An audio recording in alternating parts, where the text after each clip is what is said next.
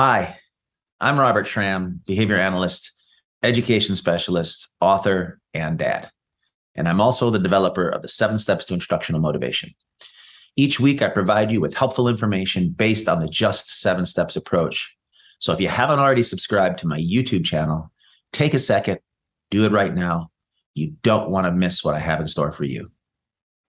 So let's not waste another second. Pick up our conversation right where we left off last time with the great Steve Ward. So let's get back to motivation. You talked a little bit earlier about the difference between prompting behavior and shaping behavior. Yeah. Now, I imagine that knowing how to do both well is important. But what do you see as the important switch or the adjustment that professionals need to make related to these two processes? Sure. Prompt being, for anyone who's not all the way familiar, something that we're doing before a response. It's a supplemental stimulus meant to help to evoke the correct response when the natural stimuli weren't sufficient. Our skills for this learner were not at the level where they could find the dog in the array without some kind of support for getting it. And of course, in that circumstance, there's a good chance that a prompt would be fully appropriate. It's like, you don't know what the dog is. I shouldn't expect you to know what the dog is. I'm going to help you. I'm going to reinforce. We're going to fade the prompts. Look at this. Look over here. And then that's the helper. Or you need to go to the bathroom. Okay, the bathroom's in the southwest corner of the building. What? Here's a compass. Yeah, right. no, you know what? It's in the southwest corner of the building. Okay, now at least I know which direction to walk in. So that little prompt helps the stimulus in the moment to evoke the behavior you're looking for, which you can then reinforce. Yeah. So that's what we're talking about with prompting. So how is shaping different than that? And why do people need to know that difference? And what should they be focusing on and why? Yeah, great. Shaping is something that we're doing after a response, right? So it's temporally different than the prompt that way. And I'll give you the textbook definition then is differential reinforcement of successive approximations towards a terminal response. So the dog example would not be a great example for shaping.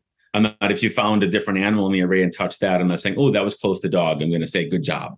But the examples that people frequently use are, for vocals, someone's trying to say banana and they said, "Buh." Oh, great. That's "buh." That's way better than, "K" for banana. Nothing. So we're going to reinforce, or nothing at all, right? So we're going to reinforce from that. Those are the easy examples. The harder to see examples that come up much more often, I think are more important as well. And these, a lot of them are as we're trying to gauge the steam, as we're trying to expand interest and condition attention as a reinforcer and evoke social behaviors of approaching and communicating. As we're doing that, if our program scripts the response we're expecting from a learner, we want them to come up and say, "Robert, can you blank?" Or "Robert, will you blank?" "Robert, can I have blank?" That's what we want from them. If we are following that script, we're inclined to prompt it because we're looking for that particular form to come out.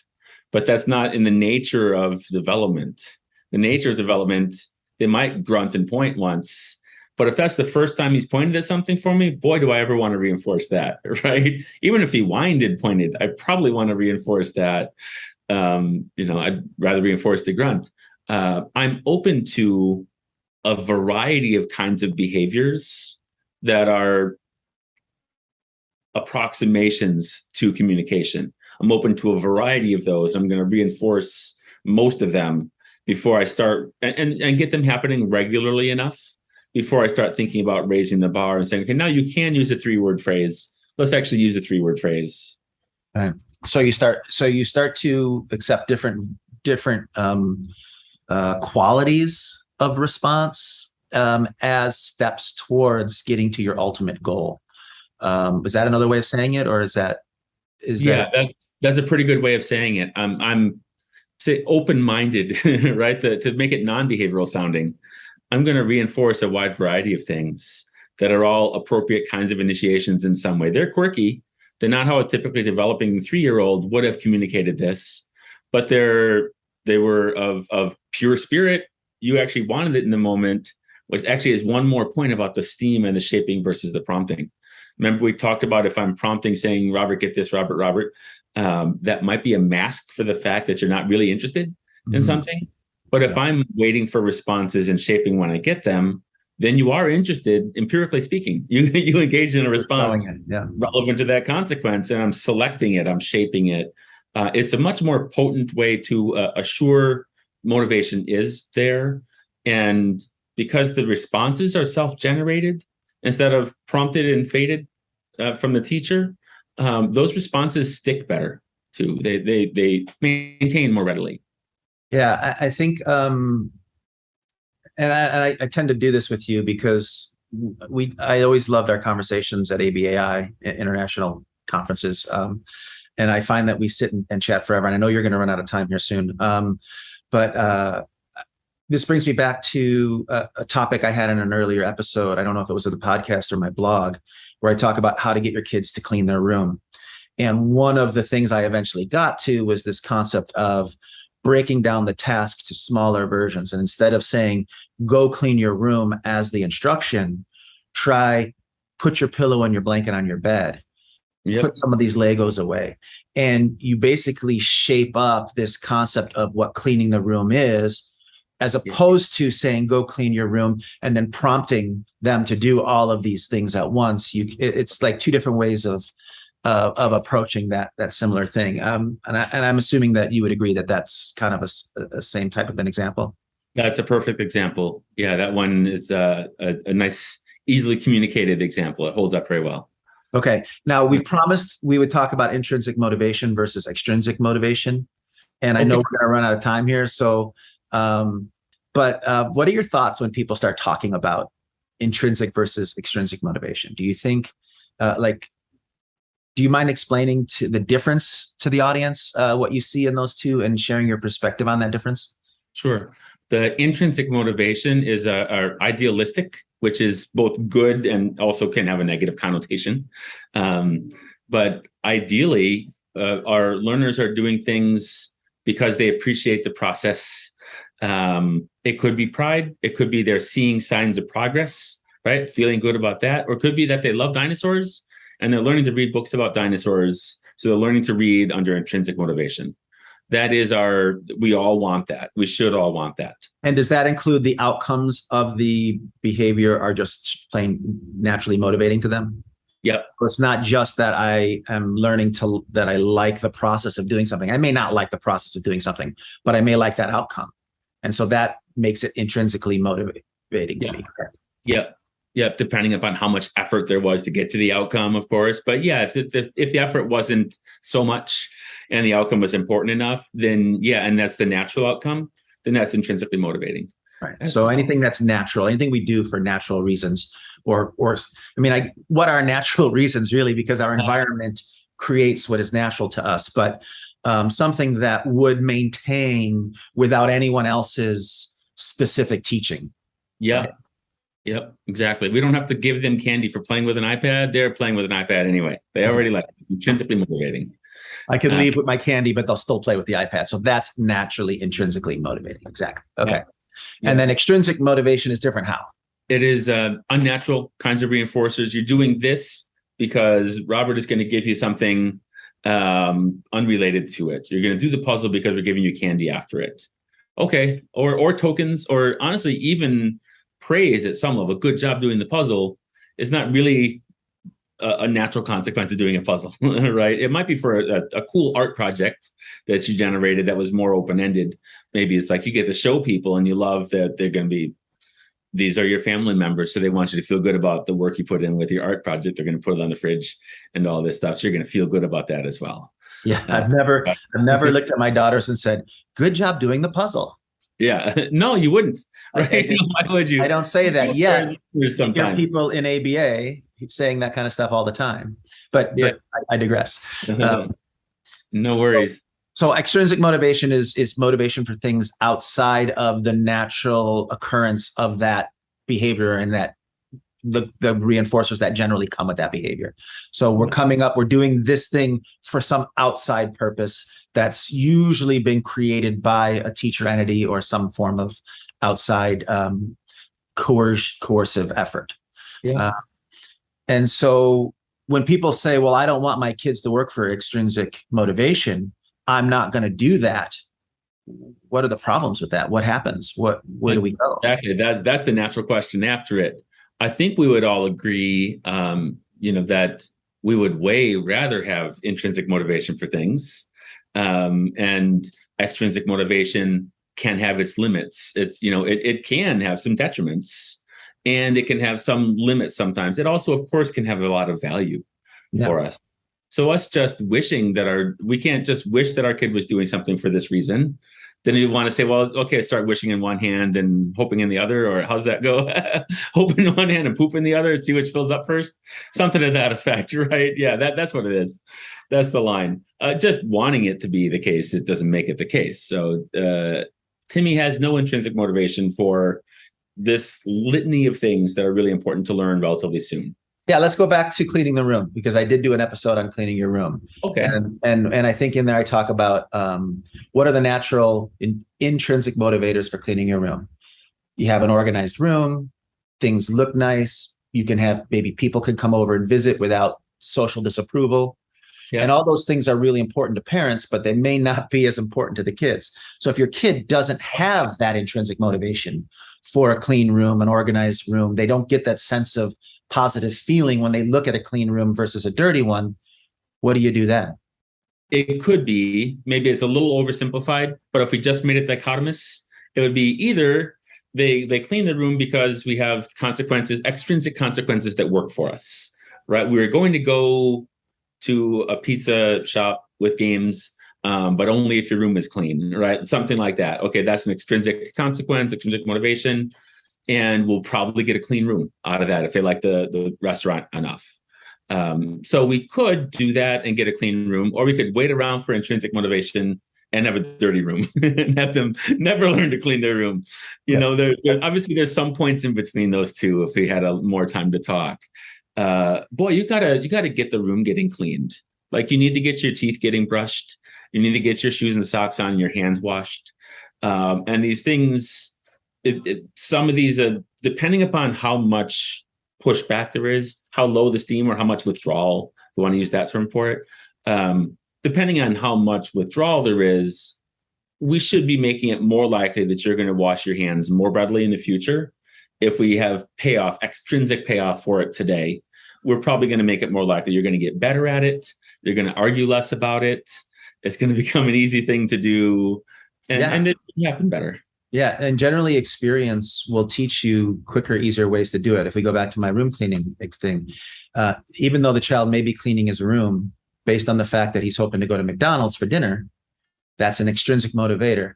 Yeah, the fact that he's cleaning his room allows him to be able to experience or come in contact with those other things that we hope to become intrinsic motivators. He does then get to experience the fact that his room is now more organized. He does get to have that feeling of accomplishment that may or may not be strong enough to get him to clean his room right now, but does still happen, and he still does come in contact with that. So it could potentially start to take over in the future. Whereas if we didn't use getting to go to McDonald's as the reason to clean your room, then you end up with a child who never comes into contact with what a clean room feels like, what an accomplishment of cleaning your room feels like, what having an organized room feels like. And then if we can take even more semi-natural consequences, like now because your room is clean, you can have a sleepover, which you wouldn't be able to have with a dirty room. That is more natural. It's maybe not pure natural, but it's more natural to having a clean room than going to McDonald's was, right? And then because you're willing to use extrinsic motivation, you can find your way to build up the value of the intrinsic motivators, right? Is there anything I'm missing there, though? Is there anything else? Not really. I'm trying to save for our second meeting. The 100 points in between waiting around for you to clean your room when it never happens versus we're going to McDonald's. There's points of how big a bite of the apple you take at one time, like you are describing. You talked about in another podcast, and there's too many variables to get into right now about, are they really, really trying to resist cleaning their room And what exactly are we doing to try to support them cleaning their room? Are we expressing exasperation with how they're cleaning the room? Well, that's probably not very helpful. Yeah. We're doing that. So there's a lot to it. So if a teacher comes to you and says, well, you know what, I just don't like to use extrinsic motivation. Sorry, I'm not going to do that. What do you say to them, or what do you say about that? What do you think's happening then? Right. If we're talking about a particular kid, right, their particular kid, for this example, let's make it a parent that said that instead. So this is their one kid that we're working with, not a couple of dozen kids my teacher has. I'll say, okay, we don't want to use extrinsic reinforcers. I know why. I know some of those reasons that it would be limiting. We'll see what we can do with intrinsic motivation right now. If we can do enough with the pairing, making activities better with me than without me, right? And we can begin building things in that way with natural consequences, then great. That's what we're going to do. We might end up finding with some kids that it's pretty black and white. It's really hard to get any kind of focus on anything until you have candy. And then you have candy and they're putty in your hands. You could do anything.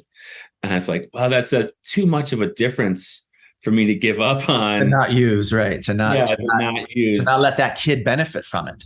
Yeah. Then I advocate for that, and we see if we can, find compromises. I'll do. Here's one example of something I've done with some families of kids that fit that kind of profile. You can get a little bit of benefit without using unnatural extrinsic reinforcers, and you get a lot more when you use them. So I say, just give me like one or two of those little kid bags of gummies. Let me use one or two of those a day. I'll cut them up in thirds and fourths. I'll use them for natural things. I'm not going to coerce your kid to do something and then give them gummy bears after, or ask them if you do the work, all this stuff that makes it that much worse, right? But let me use these in a lot more natural ways, and we're going to get some responding going. And here's what you can do, is you can also say, how many gummy bears would he be eating naturally anyway? Yes. We'll take the gummy bears are you going to give him anyway today? Yeah. You're going to give him, he's usually eats about 10 gummy bears. Okay, just give me those 10 gummy bears and let me use them for their motivational value as to be able to get the most out of our relationship in using that. But so you break them up, you make it as small as possible. And it doesn't have to be gummy bears. It could be anything. We could be talking about, going to the park, or, any reinforcer. Bouncing on the ball with me, right? So like, not our entire curriculum is not going to be naturally related to ball bouncing. But if you like it enough, we can come and do some things and then go bounce on the ball some more. So if I need that, I advocate for it. And on the edible reinforcement one of the things it's interesting, sometimes I think people still miss the point. They'll say, instead of saying no extrinsic reinforcers, they'll say no edibles. And I'm like, well, what do you want us to do about lunch? Like, he's going to eat lunch. There's behaviors being reinforced: reaching for the food, opening your mouth, washing your hands before lunch. Like, it's reinforcing some behaviors. Presumably you hadn't thought about, not you, Robert, but the people who bring that up haven't thought about, oh, that's right, I ate lunch, don't I?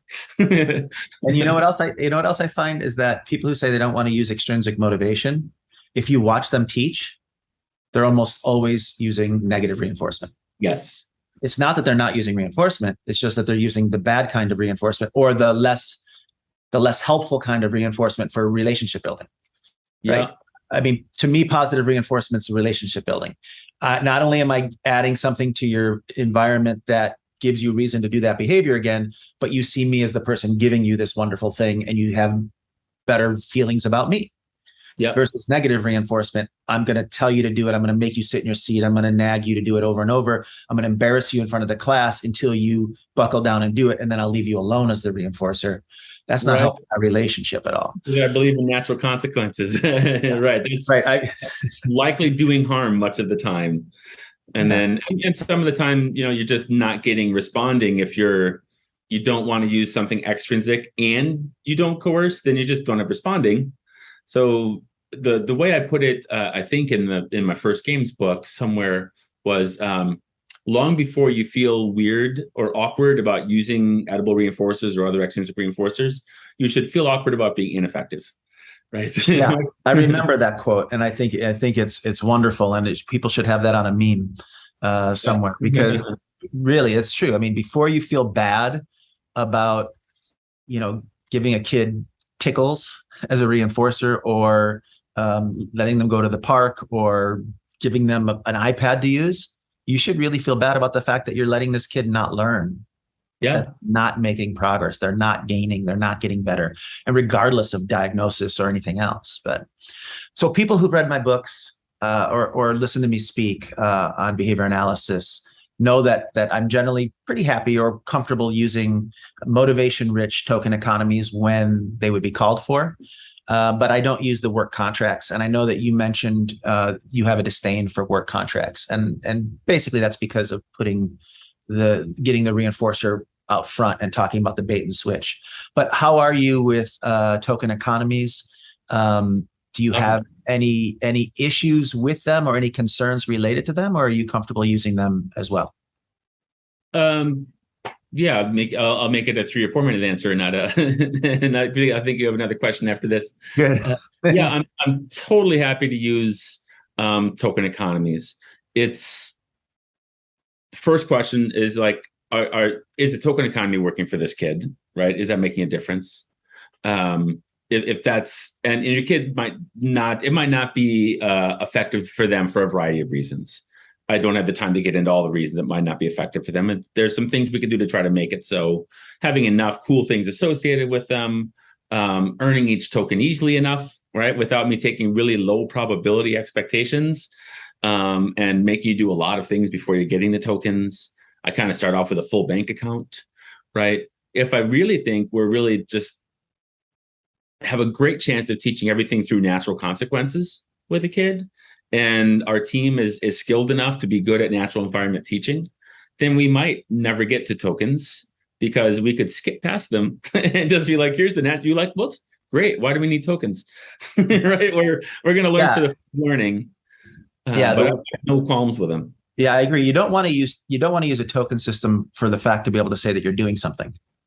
Right? Look at that. Look at this great token system we got going. It doesn't matter. There needs to be a reason for you to switch to a token plan.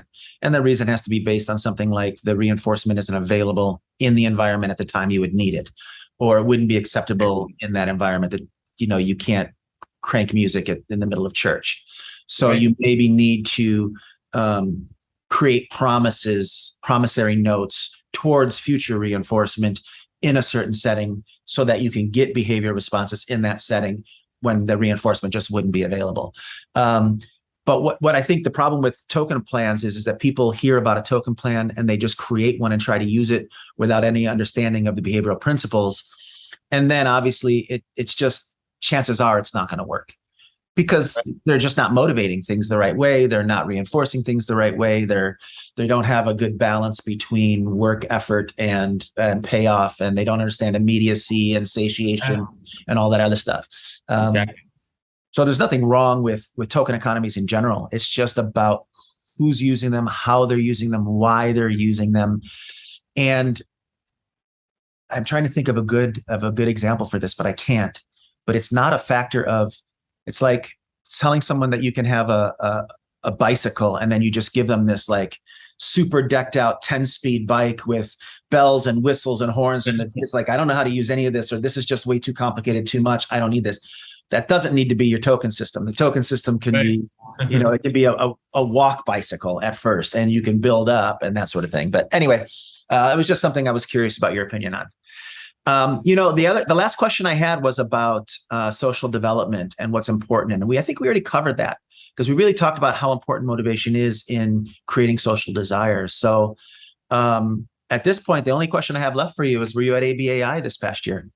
Oh, no, I haven't been at ABAI for a couple of years, even kind of pre-COVID. Just it turned into a bigger deal leaving what I had behind, leaving pets behind and everything, and a lot of expenditure being far away from home and all that. I do have, I won't try to name them all, a lot of friends that I believe still go to ABI that I miss seeing.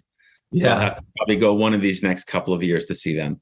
Yeah, I didn't go. I didn't go this year, and then I didn't go. They had it, virtually through the pandemic. So I did participate in it through the pandemic. But you're right. That is probably the biggest thing for me is missing opportunities to spend a weekend hanging out with people like you and Yeah. Megan and Amy and Mary and everyone else that we all kind of hang out with when we're there. Yeah. So and then being able to present with you guys as well, because that's always a good opportunity to be able to share the stage with you.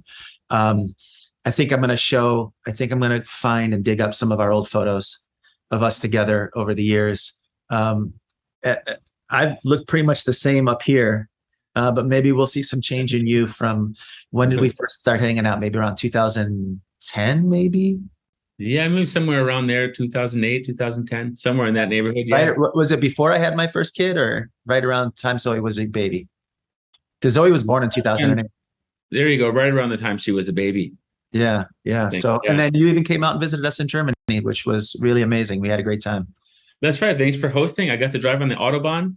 And I Yeah. decided that, you know what, I'm really happy maxing out at 102 miles an hour. I don't need to go any faster than that. No, that's not. Yeah, you don't need to go faster than that. You go down the Autobahn at 102 miles per hour, and someone goes flying past you in a Yeah. BMW, and you're like, "How fast could they possibly be going?" It's crazy. Yeah, I don't need to go that fast. But let's definitely plan it out so that if we go to an ABAI together, that we go together and we don't miss each other by a year. Yeah, definitely. All right.